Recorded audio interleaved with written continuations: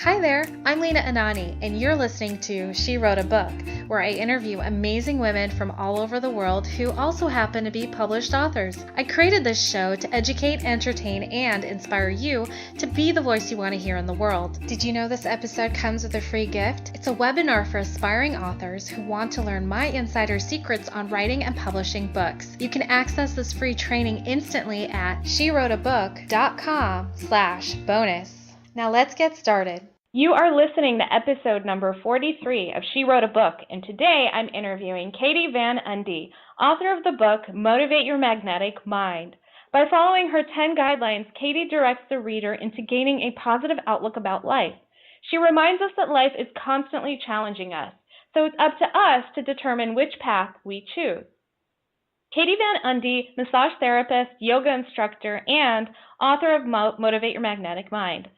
Again, her book is called Motivate Your Magnetic Mind. You can find the link to purchase her book in our show notes for this episode at SheWroteABook.com/43.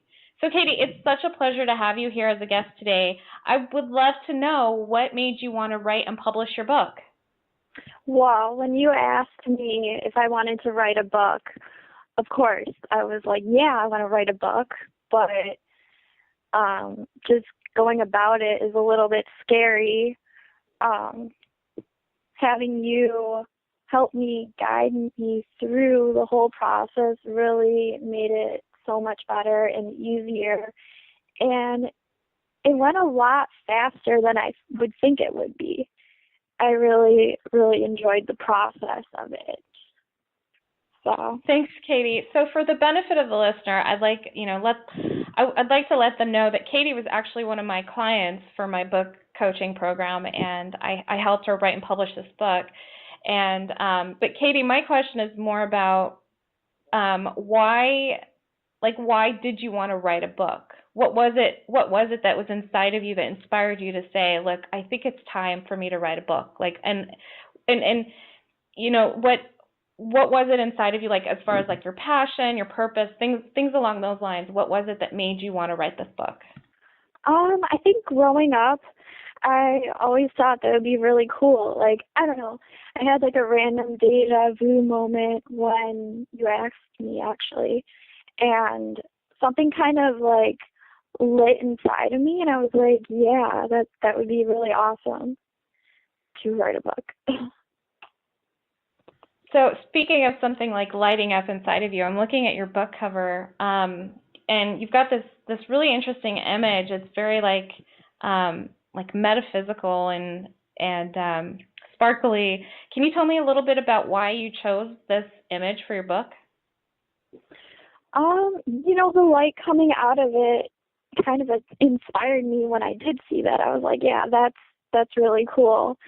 And I really like the blue colors, and, you know, it's not too crazy. It's very simple, and that's kind of how my book is.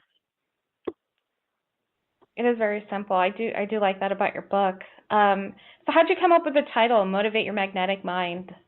That was something that took me a really long time, actually. The title was probably one of the hardest things to figure out.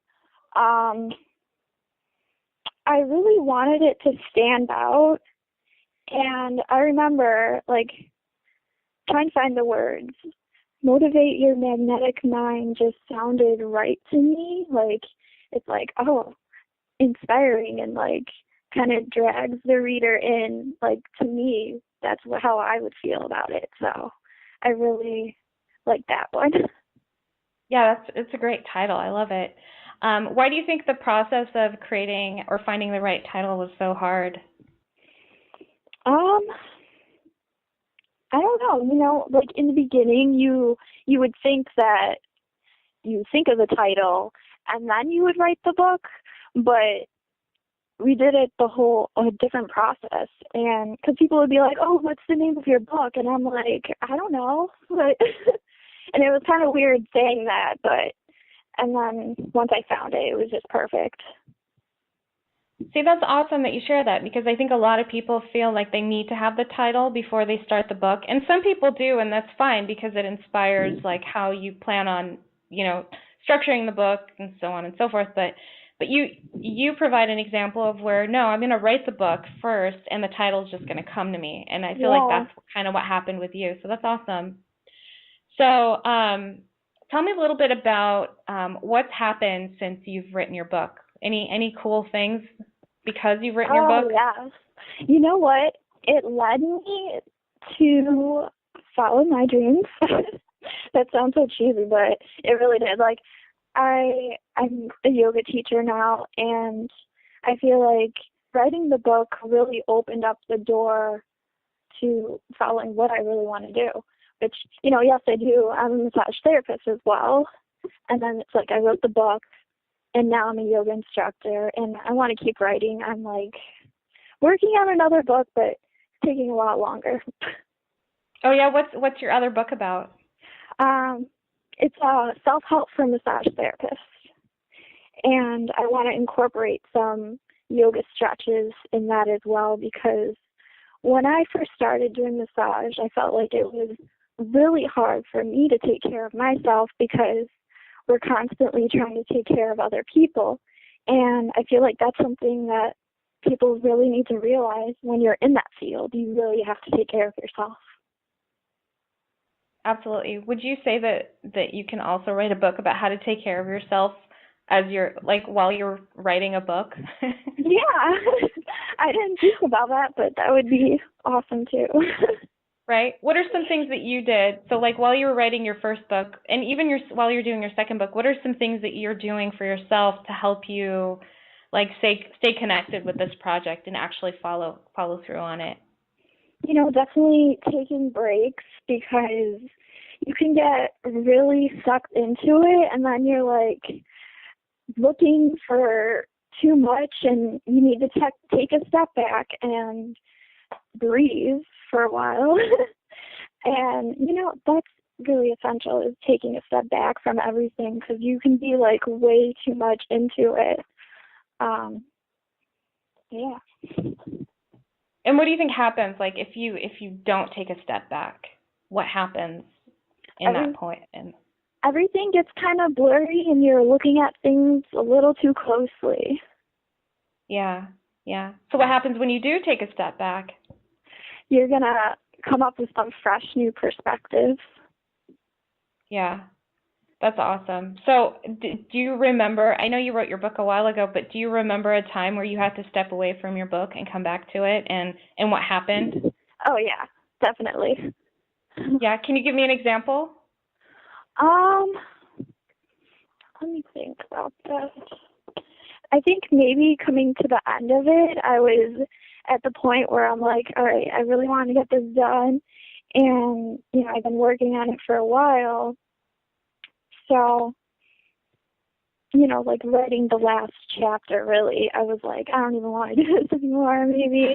And like, I think I took like a couple of days, because I would like go to it, like write like a little bit every day. And then once I stepped away from it, I don't know what I did, like maybe meditated or something, and then I like came back to it after a couple of days. I was like, all right, well, I'm going to do this, and then I just did it. Yeah, that's awesome. So like that last chapter, I totally relate to that, because you get so close to finishing a project and you're like, "Oh my God, there's like one more mile to run," or something like that, and you're just like, "Do I even have it in me?" But I guess, if you're running, you can't take a break. But luckily, if you're writing a book, you can actually step away from it and get some, and like recharge your batteries and get a fresh perspective. And that last chapter is like the conclusion. It's your opportunity to wrap everything up and make it freaking great, because you want your reader to walk away with something that's just like, wow, that was amazing. Oh my gosh, I can change my life. Yay. So, but yeah, that last chapter can be very intimidating, and it's cool that you recognize that and you stepped away and you did take that break that you needed. That's awesome. Yeah. So tell me a little bit about how you feel like your book led you to becoming a yoga instructor, because you said that earlier, and I just want to know, like, how did your book lead you there? Wow. Let's think about that for a second. I mean, like, it took me, I don't even know, maybe like a few months after I was writing the book, where I finally figured out, okay, this is what I want to do. Just reading my book in like my 10 guidelines that I say, like the chapters. So Katie, what do you love most about being an author? Just having the fact that I wrote a book, it's awesome. And like having that experience really helps me go through life in that experience. Very cool. Katie, thank you so much for being our special guest today. We will have a link to your book in the show notes for this episode, and our listeners can find that at SheWroteABook.com/43 to learn more about our author and her magnetic book. Thanks again, Katie. It's been a pleasure. Thank you. Thank you for listening to She Wrote a Book. If you enjoyed this episode, then subscribe now so you can automatically get access to all new episodes, and feel free to share your inspired thoughts with us in the comments too. I'd love to hear from you. Are you ready to write your own book? Get started now with my quick and concise webinars so you can learn my insider secrets on writing and publishing your own book. Claim your free gift now at SheWroteABook.com/bonus. Until then, may you always feel good and make magic. Feel good, make magic now. Lena and Anani will show you how. Ignite that wisdom inside of you and show the world what you do. To publish, write, and promote, learn the best way to go.